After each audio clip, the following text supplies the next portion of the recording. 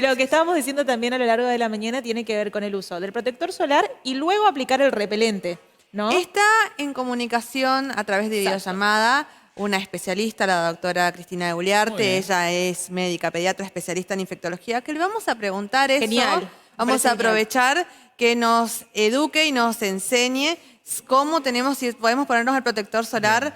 sobre el repelente o cómo tenemos que hacer. Doctora, bienvenida, gracias Buen por día. atendernos. Buenos días. Hola, ¿qué tal? ¿Cómo les va a los tres? Muy bien, muy bien. Doctora, realmente queremos saber sobre todas estas cuestiones. Lo habíamos dicho durante la mañana. ¿Es correcto el uso del protector solar y luego repelente?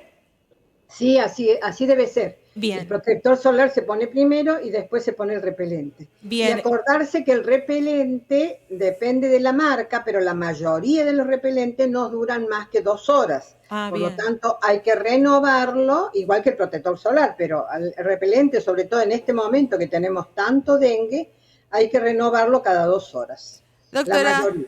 ¿qué pasa con los bebés? ¿Le podemos poner repelentes a los menores de 6 meses o cómo los podemos proteger? No, no, no. En ellos hay una fórmula magistral que suelen tener los hospitales, porque en ellos no está permitido el repelente que usamos para nosotros y para los Claro. chicos más grandes, porque es tóxico. Entonces hay una fórmula magistral que se usa, que prepara Salud Pública y que eso sí suele ser, diríamos, apto para los chiquitos más chiquititos. Doctora, sabemos que ahora está preocupada. Hace semanas atrás Sí. hablábamos con usted sobre dengue, pero sabemos que lo que preocupa es la presencia del mosquito, sobre todo también por la encefalitis equina. ¿Cómo Así es. podemos hacer para la protección integral de los niños en esta época de colonias de vacaciones, Claro. donde pasan mucho tiempo en Están más espacios expuestos, verdes, claro. Sí. que hay mucha presencia de Campamentos mosquitos? también. Claro. Bueno, lo que habría que hacer es primero mantener los espacios verdes con los yuyos cortados, es decir, el césped corto, porque todo el lugar donde haya crecimiento de tanto del césped como de los yuyos, el mosquito puede quedar una hojita que es suficiente, que con el agua de la lluvia, porque este es un mosquito que utiliza agua limpia, Claro. no como el mosquito común que crece en cualquier lado, en agua limpia y en agua sucia. En cambio, este mosquito usa agua limpia. Si nosotros tenemos los yuyos altos o el césped alto, cae una hoja, llueve, se llena de agua esa hojita y es suficiente para que este mosquito ahí ponga los huevos y ahí crecen esos huevos. Si uno no renueva, saca esa hoja de ahí. Por lo tanto, limpiar los espacios públicos, mantenerlos libres de hojas, hay que sacar las hojas del jardín, porque eso es un reservorio para cuando llueve el mosquito usa para poner su huevo. En el caso de los espacios abiertos, además de mantener todo bien, diríamos, todo corto y bien prolijo, hay que, bueno, los chicos, en la pileta es difícil que un chico use repelente, pero también es difícil que lo pique un mosquito si se está metiendo al agua. En ese Claro. momento no lo va a picar cuando se quede quieto y que no esté por entrar al agua. En ese momento hay que ponerse el repelente. Doctora, Además, sí. sí, sí, Sí, sí, sí. sí. Continúe, por favor, continúe. Otra medida podría ser, pero no en el caso de Sí. los chicos en la pileta, usar mangas largas. ¿Por qué? Bien. Porque este es un mosquito Sí. que no atraviesa la ropa, a diferencia del mosquito común que sí lo atraviesa. Entonces, este mosquito, el Aedes, que es el que produce el dengue, Sí. no atraviesa la ropa. Si uno usa mangas Bien. largas y sobre todo colores claros, porque recuerden que los colores oscuros atraen los mosquitos, si uno usa mangas largas y colores claros, además de protegerse del sol, se protege de los mosquitos. Pero siempre recordar que tanto los pies como las manos no las podemos envolver, no es época de andar usando Claro. guantes, así que Claro.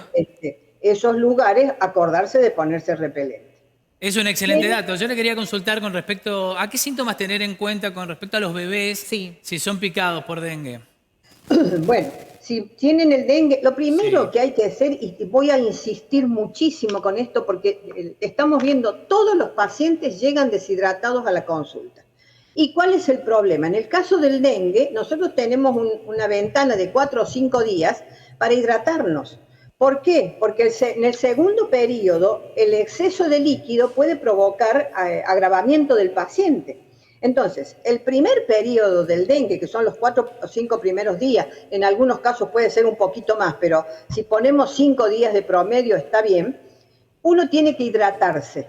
¿Hidratarse por qué? Porque tiene fiebre alta, pierde mucho líquido por la piel, puede tener diarrea, pierde mucho líquido por el intestino. Uno hay que reponer esa pérdida. Claro. Si se puede reponer con sales de hidratación, que parece que ahora no se consiguen, no sé por qué no se consiguen, porque siempre tuvimos, si se puede reponer con eso es mejor, pero si no, aunque sea con agua, hay que hidratarse. No, independiente de cuál es la causa de la fiebre, yo empiezo con fiebre, me bajo la fiebre con algún analgésico, le bajo la fiebre a los chicos. En este caso tenemos que usar paracetamol hasta que sepamos el diagnóstico de por qué tengo fiebre. Entonces usamos paracetamol y nos comenzamos a hidratar. Ahí nomás en ese momento. Y después vamos al médico para que nos diga por qué tenemos fiebre. Pero lo más importante es lo que hacemos nosotros en nuestra casa. Además de, bueno, por supuesto en la casa, si te podemos tener mosquiteros mejor, si podemos tener, diríamos, repelente para los mosquitos, tanto afuera como adentro, mejor. Pero lo fundamental del paciente enfermo es eso. El paciente tiene el primer periodo, que son 5 días, pónganle, de fiebre, dolores musculares, dolores articulares, dolor de cabeza, algunos tienen dolor atrás de los ojos. Esos son los síntomas.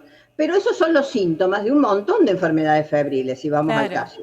Entonces, si no sabemos, no importa cuál es la enfermedad febril, hay que hidratarse. Eso es lo más importante. Si yo me hidrato bien, paso al segundo periodo y puedo tener alguno que otro síntomas, pero voy a pasarlo mucho mejor al segundo periodo, porque en el segundo periodo yo no puedo hidratarme con la misma frecuencia con la que me hidrataba en el primer periodo. ¿Por qué? Porque puedo agravar todos los síntomas que se producen en el segundo periodo. Entonces, y en esos casos, en el caso de que el paciente, las muertes que nosotros tenemos en la mayoría de los pacientes, que la mayoría por suerte son adultos, o son porque tenían una enfermedad de base que el dengue lo único que hizo fue agravarla, o porque no se hidrataron. Es una vergüenza que se muere un paciente porque no está bien hidratado. Doctora, pero el paciente llega así. ¿El tiempo de los síntomas dura lo mismo en un adulto que en un niño? Sí, más o menos es el mismo. Con estos nosotros tenemos circulando el virus tipo 1, el 2 y en algunos lugares del país el 3, pero la mayoría de las infecciones son por 1 y 2. Con estos virus, diríamos, uno puede, es como matemático la secuencia de la enfermedad. Uno puede decir, los primeros 5 días son de fiebre, después pasan 3 o 4 días con la parte crítica y después vienen los 3 o 4 días donde el paciente se recupera. Pero con el virus 4 y en algunos casos con el virus 3, las cosas se complican porque ya de entrada uno puede tener una forma grave de dengue. Entonces, mientras estén circulando estos virus que tenemos en este momento, uno puede decir matemáticamente que pasa por esos periodos. Pero si aparece en algún momento una segunda infección con un virus 3 o un virus 4, la cosa se va a complicar y ya no es lo mismo. El paciente entra grave de entrada, empieza con la fiebre y empieza con toda la sintomatología que en estos otros 2 virus da cierto tiempo como para uno hidratar al paciente y todas estas cosas. ¿Asintomático? ¿Cómo? Perdón. ¿Un dengue sin síntomas?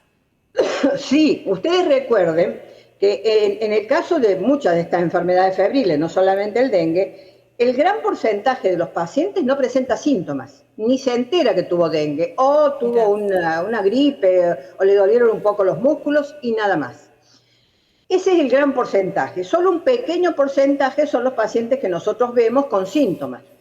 Aproximadamente un 20%. El resto permanece sin síntomas. Yo tengo varios pacientes que llegaron al consultorio y que cuando miro los análisis digo, pero este es un segundo dengue, usted ya tuvo dengue. ¿Cuándo? Me dice, si yo nunca tuve ningún síntoma. Y claro, por supuesto, porque así es.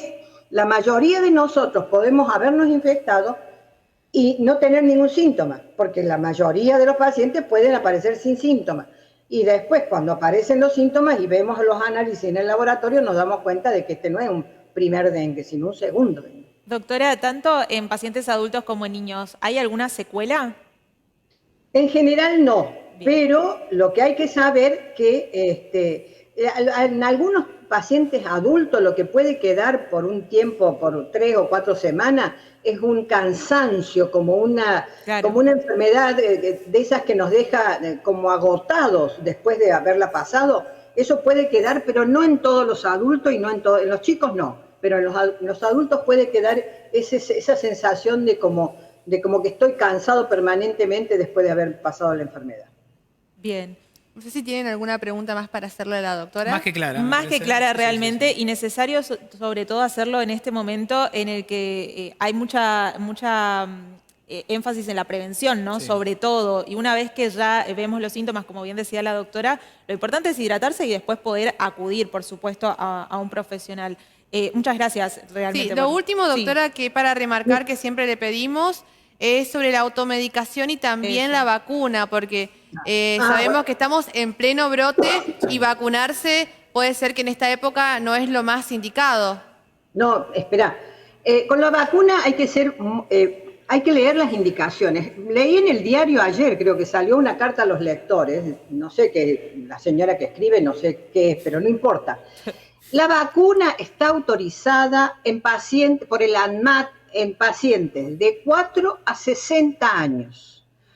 No más allá de los 60 años, ¿por qué? Porque no hay evidencia suficiente como para recomendarla más allá de los 60 años. Todavía no hay evidencia. Es una vacuna que se probó en chicos y se extrapolaron los datos de esos chicos, se probó en 4 a 16 años. Esa fue la prueba que se hizo cuando se usó esta vacuna. Y esos datos se extrapolaron para los adultos. Y se llegó a la conclusión de que se podían vacunar hasta los 60 años.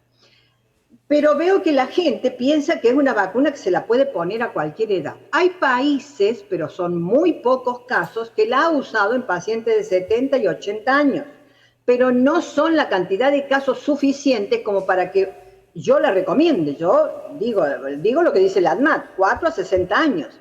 A menos que salga una indicación desde el Ministerio de Salud donde se pueden vacunar los mayores de 60 años, la vacuna está indicada en esa edad. Bien. Así que eso hay que tener en cuenta. Lo otro, hay que saber que son 2 dosis de vacuna. Por lo tanto, en este momento donde tenemos mosquitos a montones, y la protección la tenés con la segunda dosis, cuando terminás de colocarte la segunda dosis. Entonces, necesitamos 3 meses, se va a pasar todo el verano, nosotros esperando que la vacuna sea eficaz. Y no es el mejor momento para andar vacunándome, pero bueno, si tengo la posibilidad de vacunarme, no es que tengo que dejar de vacunarme. Lo que tengo que saber es cuál es la edad en la que está recomendada y que después de la segunda dosis, a los 3 meses, yo tengo la protección que dice que tiene la vacuna. Bien. No antes. O sea, si yo me pongo una dosis, no tengo la misma protección que con las 2 dosis. Y no puedo ponérmela en menos de 3 meses. Eso también, porque vi que tenían varias inexactitudes ese artículo, Sí. y la gente lee y se confunde. Entonces uno dice una cosa, otro dice otra, al final nadie sabe cuál es la verdad, y tienen razón. Pero bueno, lo que pasa es que hay que informarse o leer, diríamos, en el Ministerio de Salud, en la página del Ministerio de Salud, ahí están diríamos, las especificaciones de la vacuna y en qué edad está recomendada.